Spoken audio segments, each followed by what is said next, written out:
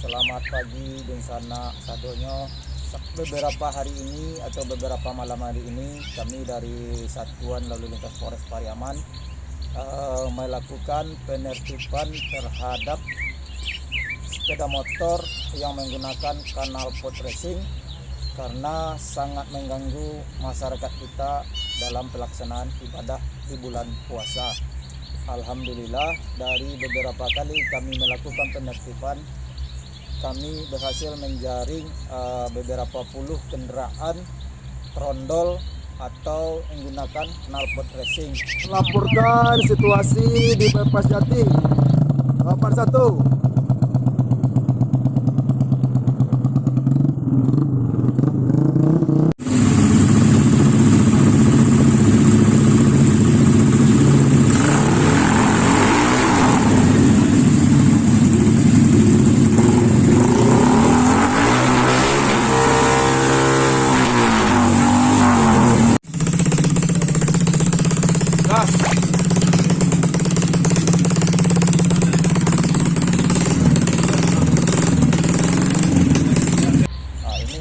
Hasil dari tangkapan tersebut kita lihat sangat tidak sesuai dengan standar dari kendaraan, dan ini adalah kendaraan yang akan melaksanakan aksi balap liar di bypass Pariaman dan sekitarnya.